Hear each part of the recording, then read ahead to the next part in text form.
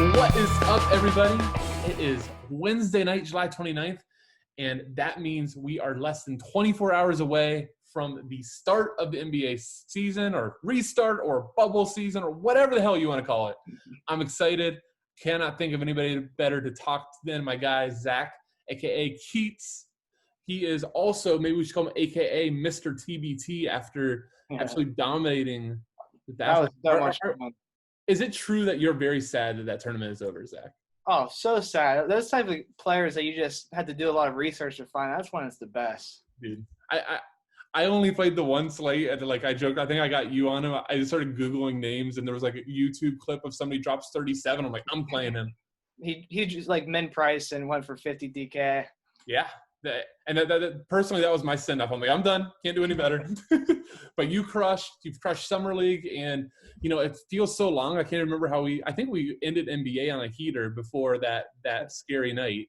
I had three straight 5X nights right before it ended, including I got a ticket to the New Jersey the betting tournament. Didn't get to go, but got paid out though. Yep, got paid out, so can't complain there. Well, so if that isn't enough to get you guys to stick around, maybe we're going to be dropping a promo code for 25% off your VIP membership if you want to join up. All the sports going on, that'll be at the end of the show, so make sure you tune in. This is not going to be long, guys. We're going to try to keep this into 20 minutes. We're going to be talking about these two games, and really, more than anything, we want to talk about the pivots that you're going to need to make. So this is a 900,000 entry tournament if you're entering the $4, which you should. Why wouldn't you? It's $1 million to first. But if you do not want to split it, if you do not want to share with 100,000 of your closest friends that you've never met, you need to find a way to differentiate, and we're going to be talking a lot about that. So anything to note, Zach, before we jump into the games? Not really. Big injury news. Zion, obviously biggest one, which of course we won't know that until game time. Then Clippers are without Montrezl, Pat Bev, and Lou Will. Yeah. So, couple big news there. Yeah, I mean, I think it's interesting. I think we both agree the first game is going to actually be just purely better for DFS, but the second one might be where a lot of your value plays come in to fit some place. So we're going to jump right into that. So let's start with the game that's most important. I'm going to be pulling up RotoWire here. So first off, I know a couple of guys at RotoWire, so I always like to give them a shout out when I get a chance. But secondly, just they have a lot displayed here. So we're going to talk about some of these lineups real quick and some injuries. So Utah, I think the big injury for them is Bojan Bogdanovic is out, who was really towards the end of the run one of their better players. So I think, most reports I've seen is that Joe Ingles will slide in for him most likely. Is that what you're thinking as well, Zach? Yep, he started every scrimmage game from what I saw. So okay, so Joe will start in there. Now here's interesting, and this is what I kind of mentioned to you before we go on. I told you that there was a game with a 224 total, 2.5 spread, and the other game was 215 total, the 4-point spread, nobody would be talking about stacking the second game. Yet here we are, and because it's the Lakers and Clippers, that's going to dominate a lot of the ownership. I think we're both here that this is the better game. Am I right? I'm definitely an all-in first game, maybe a piece or two from the last game, but my bigger plays are all from the first game. Yeah, so let's start on the Jazz, which is even the crazier thing is I think the Jazz might be the team that decides to slate. Welcome back, NBA. Talk to me about your favorite plays in the Jazz, and let's go from there. So Rudy Gobert, I think, total smash spot. His price is a joke, 7.1. And honestly, that fast pace, and he's been the best player they've had in the scrimmages so far. And I think a lot of that has to do with Bogdanovic being out, where they slide Joe. A lot of plays go for Bogdanovic. So sliding Joe Ingles in, he just brings in a third point guard type. Yep. And honestly, Rudy Gobert is at his best when he's running the pick and roll with Joe Ingles. So I think that's huge for him. And then another guy that I think is huge with the Bogdanovic news is Jordan Clarkson. Off the bench, he's going to probably play 25 to 30 minutes, I'd guess, and he's a lock for double-digit shots. Yeah. So at that price – and he's a lock for double-digit shots whether Utah wants him to take it or not. Is Jordan Clarkson. I've always called him I'm trying to think who else it is. I'm rusty on my little NBA comps, but he's one of the irrational confidence guys. Like, Oh yeah, he'll be 0 for 10 and he'll still shoot contested threes. He does not care. he's still like, I'm the key guy, guys. Just feed me. I'm only one shot away from a streak. But they're gonna need him. So tell me if I'm wrong for this little narrative, but like, how can we not play Rudy Gobert? Missed like the guy that was like pretty much accused of accused of the coronavirus in a lot of ways, right? For the NBA shutdown, it was all Rudy's fault before every shit hit the fan, and now we get him underpriced versus the Pels, who are going to start really his old backup for a lot of the time. Derek Favors can get on the court because of Rudy Gobert. I mean, and then what? Jackson Hayes maybe backs him up. And towards the end, he was not getting much run either. So it's like, so Melly? Do I get Melly? Zion at the 5 if he plays. It's like I can't find a way that Rudy Gobert doesn't walk into the game with a double-double. And at 7K, that's already my 5X. Yep. Yeah. So I think we both agree that Rudy Gobert. What are you doing with Spida? What are you doing with Mr. Donovan? Typically, I hate playing Donovan Mitchell. No, you do. He has screwed me so many times, but he has a really good price. He kind of has this the narrative too, where it'll be interesting to see how him and Rudy play, considering they're still apparently not on the best of terms. But with no Bogdanovich, he's probably locked for 20 shots too. So it'll be interesting to see it with Ingles in. I don't know how much he'll play on the ball. So it might take away from some assists. And the same goes for Mike Conley. Who he's been terrific in the scrimmages. But 3 scrimmages, he has 3 total assists. So that's kind of scary. For Conley? Yep. He's been scoring so he's just doing a lot of off-ball with Ingles? I'm guessing that Ingles is pretty much playing the point and a lot of shots for Conley and Donovan. Yeah, and so here's what I would say, or I'm curious if you think. Like, as I look down the Jazz bench, like, I don't see much depth. Oh, they have for them. Niang could come in and steal a couple minutes, but he's not much to look at. Clarkson's the only one really has any. Like, I'm gonna guess most of those starters are gonna see 35 to 40 minutes. That's what I was gonna say. So I don't think there's gonna be a lot of people that walk into tomorrow and go, I'm gonna play 4 or 5 Jazz. So if you just immediately want to start being contrarian, which you're gonna have to be in this tournament, I think that's an interesting start. Yep, I do too. Yeah. And even Royce, he's not like the sexiest pick, but if he's your last guy in, he's a really good rebounder. He's gonna play a 35 to 40, a good 3-point shooter.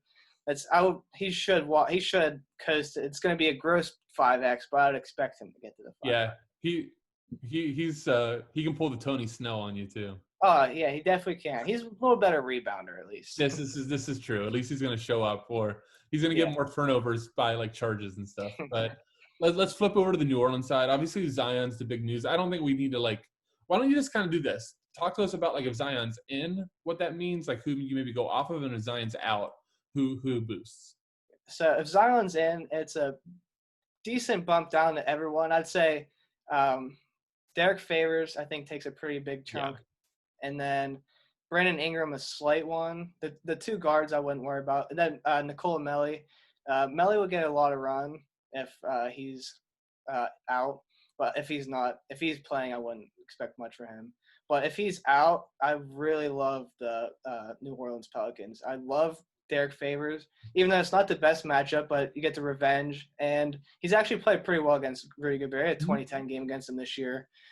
And then you get JJ Redick, who it would probably be one of my favorite punts, who I'd guess 25 minutes for. 3,600 on DK? 3,600, and the dude still shoots lights out. And a lot of plays for design for him. And he's been a Twitter hero for the bubble. Yeah, the whole shotgun and beer thing. Yeah, man. Yeah, I mean, come on. There's more narrative. If you guys didn't know narrative before, we're only 10 minutes in and getting you lots of narrative. So I talked to you about this. So real quick, give me the Brandon Ingram background. I think I was shocked to hear the Brandon Ingram numbers versus Jazz. Yeah, so you would not expect this, but his averages against the Jazz this year are 39, 7, and 6 in 3 games. It's not just a random 1-game thing. He has dominated them 3 straight times.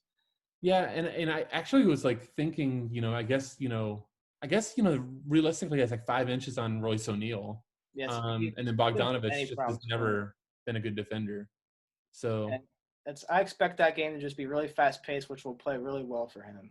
yeah, and I think Zion's going to make my decision on Ingram for me. Oh, same.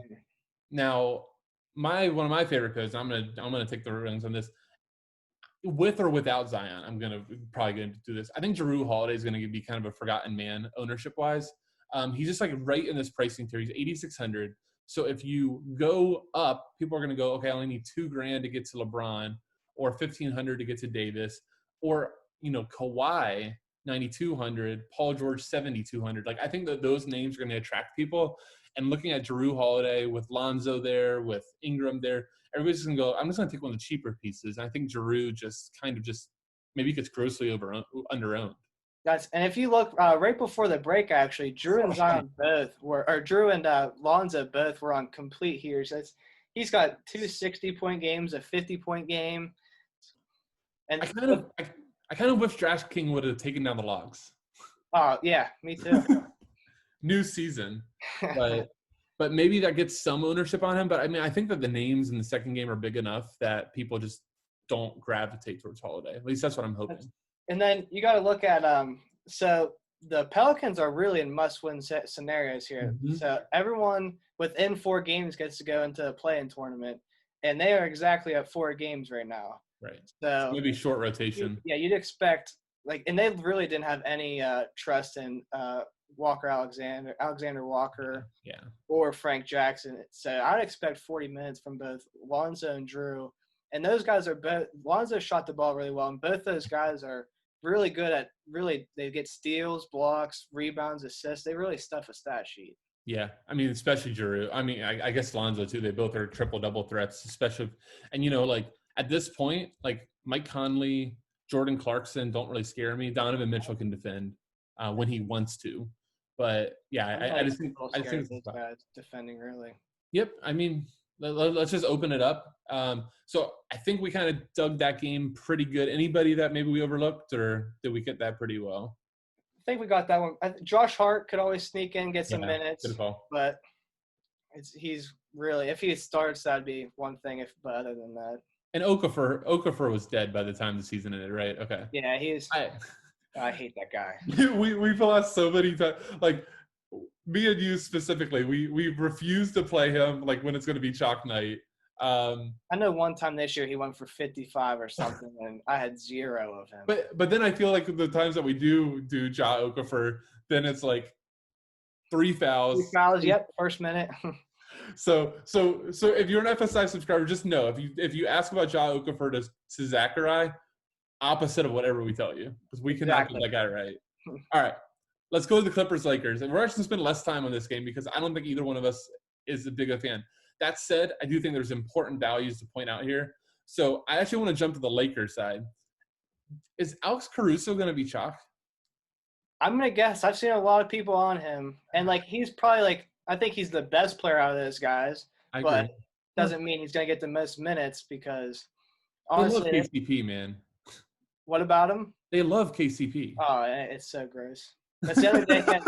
He had I think the first scrimmage is a classic KCP line, 24 minutes, 0 points, 0 boards, 1 assist.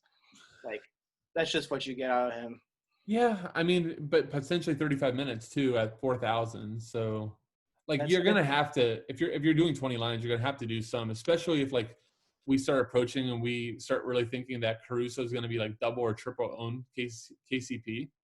Yep, that's the only thing I'll give that Caruso probably has edge is that he's probably going to run the point on the second unit, but if KCP is getting the minutes, it's hard not to go that way. But then you even have gross Dion Waiters and J.R. Smith who, if they come in and they're hitting their shots, then they're just going to give them the minutes. That's why that rotation is going to be really tricky. Yeah, I want to find. I think maybe the right way is if you start getting on to roster constructions that you need one of those, maybe you change something up in the construction, because if everybody is falling on one of those guys, the fail rate is so high. Or if anything, run a lineup, just run the same lineup with all 3 of them, take it out that way, and one of them hits, and that lineup's set. Ugh. I don't know. I just think like to like have to have one of them or to be dead, it's like one of them dropping like 25 plus. And I think that the range of outcomes that they drop 25 plus is really low because like you just talked about the cannibalization. Like, you know, Yes. LeBron's gonna let JR get some run. Like Give me JJ Redick all day. that's kind of what I'm saying. Like I think that there's immediately a good pivot down there, or even like Royce O'Neal is down in that tier. And you know, maybe at least we know what that role is. Yep, exactly. I agree. Okay. I think we're on the same page there. So even Marcus Morris, who is definitely locked in more minutes.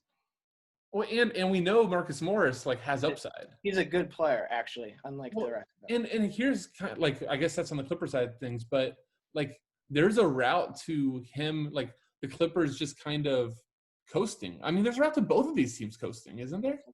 I think that the -4 for Lakers is a little generous. Yeah, I think it's really a pick 'em. I don't really have like a lot of people are on this Lakers bandwagon where like they're a lock for the finals, and I think the Clippers are actually the better team. Maybe not so much tomorrow with the missing pieces, right? But I don't think that those three are that important that I give Lakers just the automatic edge. Yeah, no, it's not automatic. I do think that the Lakers of all the teams just pose some of the craziest matchup nightmares. So for yeah, I agree. Especially if they just decide, especially when Davis just allows them to play him at the 5 and they don't have to play McGee. That's one of the most frustrating things is how much he wants to play the 4. Yeah, but I mean, he's kind of already said it too that he doesn't mind doing it, like especially around the stretch run. So, and now you know he's been in the bubble with LeBron longer. That LeBron's has talked him out of that fantasy. So let's talk about those two because you know I think that those are probably the two highest owned players on the slate. Maybe at this point, Davis is actually going to fall significantly less than LeBron with the questionable tag and the indoor where I wear my sunglasses at night photos. So how are you dealing with both of them? I always prefer LeBron just because he has the way higher floor. Mm-hmm. I'd say Davis probably has a little higher ceiling with his defensive stats, but in this one, especially because I don't really expect Kawhi to when the playoffs come, I think I might actually prefer AD. But with right now, I don't expect Kawhi to follow him around or anything. So fourth quarter maybe. Yes, and with no Rondo, it's really going to be anytime LeBron's on the court, it's going to be he has the ball in his hands. Yeah, I think that LeBron is the way I want to attack this game. If I have the room, I haven't played enough with constructions. I've just been playing with Pelicans and Jazz stacks to see how sweet they look. That I have to get to some LeBron lineups to be honest. But I think one of my LeBron thoughts is that with the uncertainty around AD, if Vogel decides that he doesn't want to push AD too much or that AD is just not feeling that great, you just have nuclear LeBron territory. Yep. That's the other thing that I really prefer the first game is because this game really means nothing for these two teams. Right. They're locked in the playoffs. Home court is not a thing in the bubble. So it's really who you want to play. And it's I don't really think that I think that Portland and New Orleans are both really solid teams. So it's not like you prefer to play those guys over the Dallas Mavericks. So right. Really, they're just going to ease these guys in. Although Luka's winning Twitter too with some of his trick shots. So maybe he's getting a little bit of fear into people. Yeah. So easy take, Laker value, whatever. Don't play McGee. Don't play Howard. That's always just a nightmare for me. You can do better on the other game. And then LeBron greater than AD. I do think that, I think more and more people are going to go LeBron over AD. So by lock time, I think you maybe need to, if you're a big time GPP player, start maybe going overweight on AD. That news might scare some people off of him. So again, ownership leverage is just going to be key. And then another reason you might want to lean AD is it's like a $700 price difference, and that could be the difference between your KCP and Marcus Morris, say. Ooh, that's a good point. But yeah, and so those are the pivots to look at too. So onto the Clippers side, Clippers are just kind of a nightmare to try to deal with. Not only do they always kind of manage minutes, but they're dealing with, like you said, without Pat Bev, without Trez, and who is it else without? Missing somebody. Lou Will. Oh, geez, Lou Will. So are you locking Reggie Jackson? Oh, no chance. Gross. He's not a bad play at his price point. He's not. But I think you can definitely do better. But like if you land on him, it definitely like he's on. I think he's what 4,600. 4,600. That's very fair.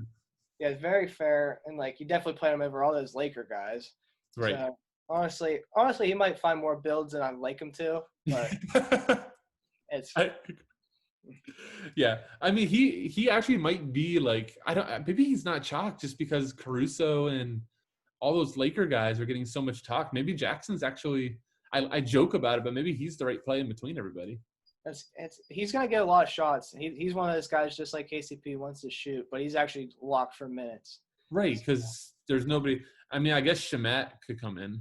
Shamet could come in, but he hasn't played any scrimmages, so I don't really? see. Yeah, he was. I don't know if I think he might have tested positive, but he's like supposed to be allowed to play. Okay. So that could be a route, and they could throw some like Rodney Magruder in there, but obviously, Green. I think Jermichael Green will probably get a lot of defending AD. That makes sense. So let's talk about the plays that more people are going to gravitate to with Kawhi and Paul George, and really an underpriced Paul George. Yeah, Paul George way underpriced. He's been a beast in the scrimmages. Honestly, he was a beast when he returned, but he was on minutes management. Mm-hmm. But he never really got to fully outbreak. But if he gets unloaded, he's gonna put up some big games. So one of our old buddies, Rubio Dimes, used to always talk about playoff Paul George. So it's a real playoff thing. Paul George surface in bubble land, or it's honestly, especially tomorrow, it's gonna be Paul George, Kawhi. Almost every other possession taking shots. But I think, I mean, does Kawhi provide enough to you to support an extra 2,000? Nope, because it's not like you don't really get a rebound advantage. You don't get an assist race or advantage. So really, unless Kawhi got 6 or 7 more minutes, I don't see the 2K price difference. Yeah, and to your point, I don't know if this is the time that they want to run Kawhi into the ground either. I really thought they're going to manage his minutes, but he did get 30 minutes in the scrimmage, was like the most I've seen from any player. But that's also less intense too. Yeah, That's a different intensity. So Doc's smart. I just think here's my thought, like back to Drew Holiday. I just don't think anybody's going to see only $600 up to Kawhi and go, I want Drew. Nope, not at all. But I think I want Paul George. Paul George is really, and then I guess Reggie Jackson, but outside those two, that's about all the interest. And then Morris. I think you talked about Marcus Morris. I really like that play. Yeah, he's gonna get he's kind of almost has to be in to guard the two big or LeBron and AD. So yeah, and I mean 4,700 for somebody that has 35, 40 point upside. Like he hasn't shown it as a Clipper, but I mean I kind of feel like those vets know that they're going to need it from him too. He hasn't shown as a Clipper, but it also comes with Trez gets a lot of minutes. So. Right. So he's and he can do a lot. Like he doesn't have enough energy. He's not going to be banging the point, but he can do a lot of the defensive work that Trez does too. Yep. Exactly. So, all right. I think that kind of wraps this up for our first edition. So first off, before I forget the code, if you use FSINBA, all lowercase, you'll get 25% off anything in the store. That'll expire end of the day Friday. So make sure you use it, one-time use.